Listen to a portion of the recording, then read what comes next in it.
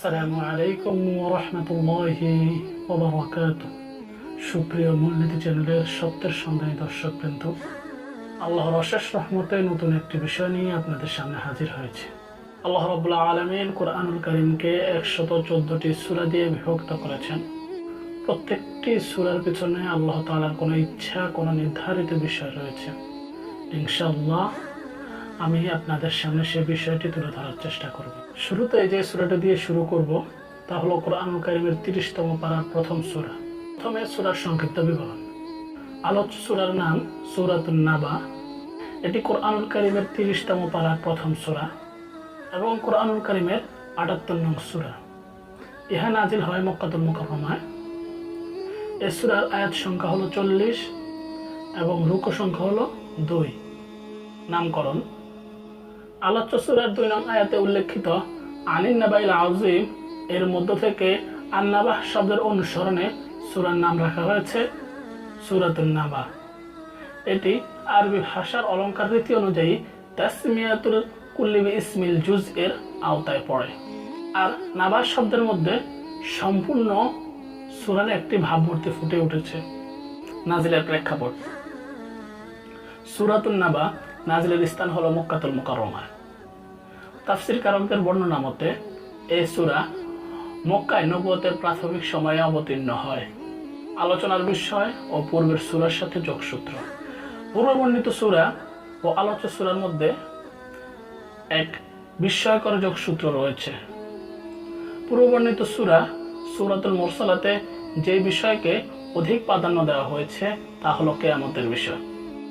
আর আলোচ্য সূরায় আল্লাহ রাব্বুল আলামিন শুরু করেছেন যারা কিয়ামতকে অস্বীকার করেছে তাদের কথা দিয়ে এবং আল্লাহ রাব্বুল আলামিনের সৃষ্টির নৈপুণ্যের কিছু ধারণা নিয়ে এবং কিয়ামত পরবর্তী জান্নাতীদের অবস্থা এবং জাহান্নামীদের সম্পর্কে আলোচনা করেছেন এবং সকল মানব জাতিকে সতর্ক বার্তা দিয়ে সূরাটি শেষ করেছেন। আলোচ্য সূরার সারমর্ম। আলোচ্য সূরায় প্রধানত কিয়ামতের বিষয়ে উল্লেখ করা হয়েছে, যে বিষয়ে আল্লাহ তাআলা পূর্বের সূরায় বর্ণনা করেছেন। অনুবাদকগণ ও তাফসীরকারকগণ এই সূরার অনুবাদ ও তাফসীর করতে গিয়ে এই সূরাকে কয়েকটি অংশে ভাগ করেছেন। যেহেতু পূর্বের সূরায় কিয়ামতের কথা আলোচনা করা হয়েছে, তাই এই সূরার প্রথম অংশে অর্থাৎ 1 থেকে 5 নং আয়াতে আল্লাহ তাআলা কাফেরদের প্রশ্ন ও উপহাসের জবাব দিয়ে বর্ণনা করেন। আর দ্বিতীয় অংশটি হলো অর্থাৎ আলোচ্য সূরার 6 থেকে 16 নং আয়াত পর্যন্ত আল্লাহ তাআলার সৃষ্টির অপরূপ নৈপুণ্যের মহত্ব, অপরূপ সৌন্দর্যের আলোচনা করেছেন। আর তৃতীয় অংশটি হলো আলোচ্য সূরার 17 থেকে 20তম আয়াত, যেখানে আল্লাহ তাআলা কিয়ামত কিভাবে সংঘটিত হবে সে বিষয়টি চিত্র সহকারে তুলে ধরেছেন।